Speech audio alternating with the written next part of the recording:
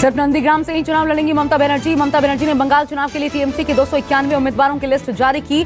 3 सीटों पर टीएमसी के सहयोगी दल लड़ेंगे। ममता बनर्जी इस बार अपनी वर्तमान और पारंपरिक सीट भवानीपुर से चुनाव नहीं लड़ेंगी। इस सीट से शोभन मुखर्जी को टिकट दिया गया है। ममता बनर्जी ने बांकुरा से फिल्म स्टार सायंतिका, उत्तरपाड़ा से कंचन मलिक, शिवपुर से क्रिकेटर मनोज तिवारी को टिकट दिया है। सिंगर अदिति मुंशी को राजहाट, चंद्रमा भट्टाचार्य को नॉर्थ दमदम से टिकट दिया गया है। वरिष्ठ टीएमसी नेता मदन मित्रा को कमरहाटी से टिकट मिला है। ममता बनर्जी ने प्रेस कॉन्फ्रेंस करके बताया करीब 27 से 28 विधायक हैं जिन्हें इस बार टिकट नहीं मिला है। टीएमसी की ओर से 50 महिला उम्मीदवार, 42 मुस्लिम उम्मीदवार, 79 एससी उम्मीदवार और 17 एसटी उम्मीदवारों को टिकट दिया गया है। टिकट का ऐलान होने से पहले ममता सरकार में मैराथन बैठक हुई थी। ममता सरकार ने लोकसभा में अच्छा प्रदर्शन नहीं करने वाले इलाकों में जनसंपर्क बढ़ाने पर जोर देने को कहा है। बीजेपी चुनाव समिति की बैठक में सूत्रों के हवाले से बड़ी खबर आई है। सूत्रों के मुताबिक नंदीग्राम, भवानीपुर समेत 15 सीटों पर अंतिम फैसला मोदी, शाह और जेपी नड्डा करेंगे। नंदीग्राम से ममता बनर्जी चुनाव लड़ रही हैं। इस पर शुभेंदु अधिकारी ने कहा अगर उन्हें मौका मिला तो वो दीदी को 50,000 वोटों से हराएंगे। सूत्रों के मुताबिक बीजेपी की मैराथन बैठक में प्रधानमंत्री ने बंगाल के नेताओं को नसीहत दी। बीजेपी नेता अपनी भाषा में मर्यादा रखें और बेवजह के बयान न दें। बंगाल के नेताओं को कहा गया दीदी के नेताओं की भाषा और बयानों की तरह न बोलें और बर्ताव भी न करें। पीएम मोदी ने आज बजट वेबिनार को संबोधित किया। पीएम ने कहा वैक्सीन के जरिए मानवता की सेवा कर रहा है भारत, दुनिया में बड़ा बना ब्रांड। पीएम मोदी बोले हमारी सरकार मानती है हर चीज में सरकार का दखल समाधान की बजाय समस्याएं ज्यादा पैसा पैदा करता है।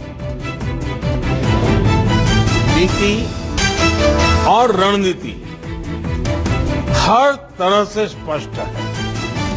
हमारी सोच है minimum government, maximum governance.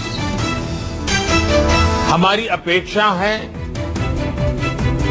Zero effect, zero defect.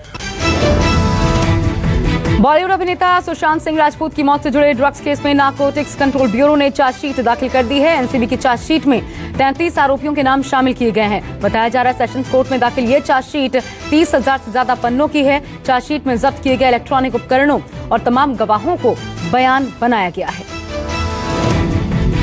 UP की योगी सरकार ने बहाल की विधायक निधि। अब विधायकों को अपने अपने विधानसभा क्षेत्र के विकास के लिए मिलेंगे 3-3 लाख रुपए। यूपी सरकार की तरफ से ये घोषणा वित्त मंत्री सुरेश खन्ना ने की। कोरोना महामारी की वजह से सरकार ने विधायक निधि को सस्पेंड कर दिया था। जनता की समस्याओं को निपटाने के लिए लंबे समय से विधायक निधि की मांग की जा रही थी। जेल मैनुअल उल्लंघन मामले में लालू प्रसाद यादव को हाईकोर्ट से मिली बड़ी राहत। चारा घोटाला के आरोप में सजायाफ्ता लालू यादव के जेल मैनुअल उल्लंघन मामले पर झारखंड हाईकोर्ट में आज सुनवाई हुई। राज्य सरकार की तरफ से स्वास्थ्य रिपोर्ट पर जवाब दाखिल किया गया। लालू यादव को लेकर कोर्ट को मिली थी जेल मैनुअल उल्लंघन किए जाने की शिकायत। लालू यादव वर्तमान में दिल्ली एम्स में अपना इलाज करवा रहे हैं।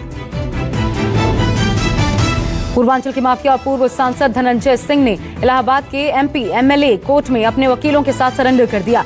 अजीत सिंह हत्याकांड में धनंजय सिंह पर 25,000 का इनाम घोषित था। इस मामले में नाम आने के बाद से ही धनंजय सिंह फरार था।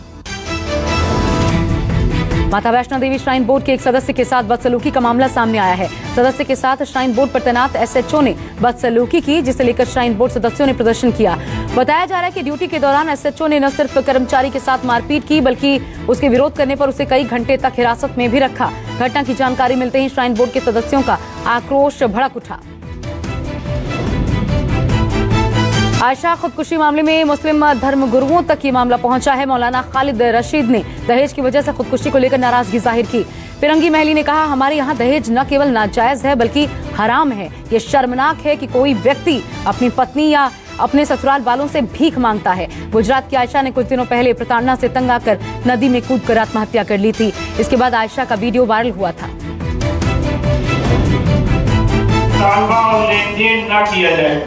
और अगर इसके बावजूद भी कोई शख्स इस बात को पर अमल नहीं करता है और वो इस पर वजिद है कि वह जहेज लेकर रहेगा, जहेज का मुतालबा करके रहेगा, तो आखिरी स्टेप ये है कि फिर उसका शोषण बायकॉट किया जाए और उलमाए कराम उसके निकाह को ना पढ़ाएं। महाराष्ट्र के गढ़चिरौली में नक्सलियों ने सुरक्षा बलों पर हमला बोल दिया। इसके बाद सुरक्षा बलों और नक्सलियों के बीच मुठभेड़ जारी है। घटना में एक जवान बुरी तरीके से जख्मी हो गया। जवान को अस्पताल में भर्ती करवाया गया है। 270 पुलिसकर्मियों सहित 9 दलों को मौके पर भेजा गया। वायुसेना के हेलीकॉप्टर से घटनास्थल पर जवानों को भेजा गया। जानकारी के मुताबिक महाराष्ट्र बॉर्डर पर नक्सलियों और C-60 कमांडोज के बीच बड़ी मुठभेड़ चल रही है। जम्मू कश्मीर के कुपवाड़ा में आतंकी साजिश नाकाम हो गई। सुरक्षा बलों पर आतंकियों ने ग्रेनेड से हमला किया। ग्रेनेड न फटने से आतंकियों का यह हमला पूरी तरह से नाकाम रहा। कुपवाड़ा में 5 आतंकियों ने घात लगाकर हमला किया था। फिलहाल इस हमले में किसी के घायल होने की खबर नहीं है। सुरक्षा बलों ने इलाके को घेर रखा है। सर्च ऑपरेशन अब भी जारी है। रविवार को खोले गए जोजिला पास का वीडियो सामने आया। 58 दिनों के बाद श्रीनगर लेह राजमार्ग पर वाहनों की आवाजाही फिर से शुरू हुई। भारी बर्फबारी के चलते जोजिला पास को बंद किया गया था। इसके चलते लोगों को काफी दिक्कतों का सामना करना पड़ रहा था, पर अब इस पास को खोल दिया गया है।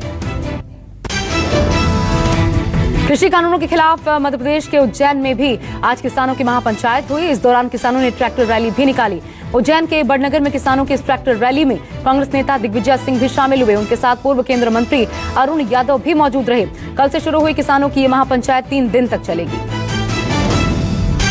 भारतीय किसान यूनियन के राष्ट्रीय प्रवक्ता राकेश टिकैत आज दिल्ली के टिकरी बॉर्डर पहुंचे। बॉर्डर पहुंचने के बाद धरने पर बैठे किसानों से मुलाकात की। सरकार पर तंज कसते हुए राकेश टिकैत ने कहा, सरकार कहीं खो गई है। अब हम पार्लियामेंट में जाकर ही अपनी फसल बेचेंगे।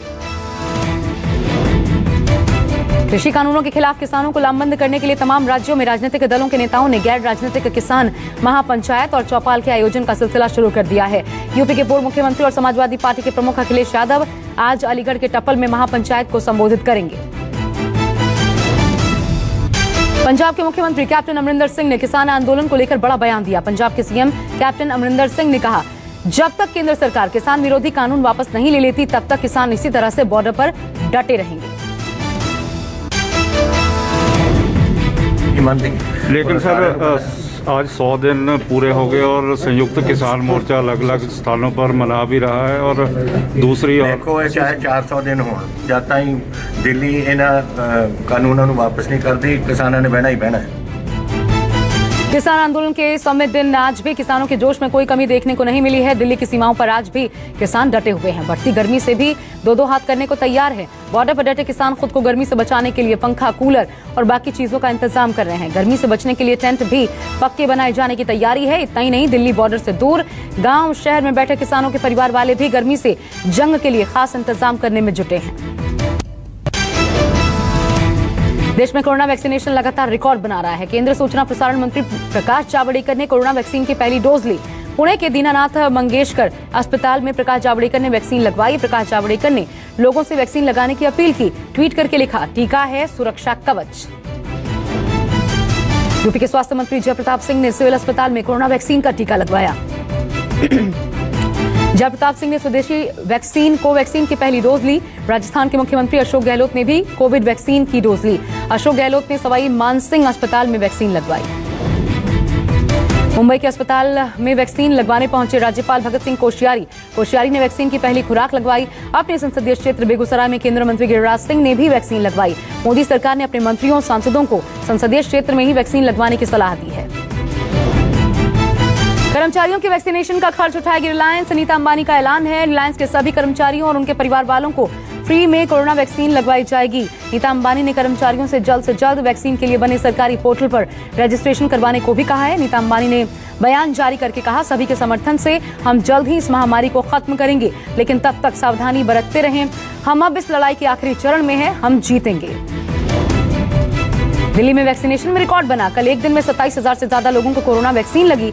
आंकड़ों के मुताबिक 4 मार्च को 14,000 से ज्यादा वरिष्ठ नागरिकों ने वैक्सीन लगवाई। गंभीर बीमारियों से पीड़ित 2,000 से ज्यादा लोगों ने टीका लगवाया। मुंबई में बढ़ते कोरोना का लोगों पर कोई असर देखने को नहीं मिल रहा। पुलिस की नाक के नीचे धड़ल्ले से नाइट क्लब्स चालू हैं। मुंबई के जुहू और विले पार्ले में चल रहे नाइट क्लब का वीडियो भी सामने आया है। नाइट क्लब्स में न तो सोशल डिस्टेंसिंग दिखी, न ही लोग मास्क पहने दिखाई पड़े।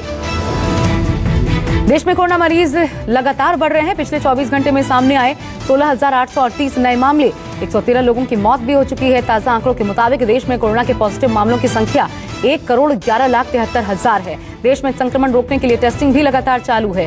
कल तक देश में 21,99,00,000 से ज्यादा लोगों का टेस्ट किया जा चुका है। देश में एक बार फिर सक्रिय मामलों की संख्या बढ़ गई है। देश में अब 1,76,000 मरीज अस्पताल में भर्ती हैं। देश में रिकवरी रेट 97% से ज्यादा है। अब तक 1,08,00,000 से ज्यादा लोगों ने कोरोना को मात भी दी है। देश में अब तक कुल 1,80,00,000 से ज्यादा लोगों को कोरोना वायरस की वैक्सीन लगाई जा चुकी है। कल एक दिन में 11 लाख लोगों को टीका लगा।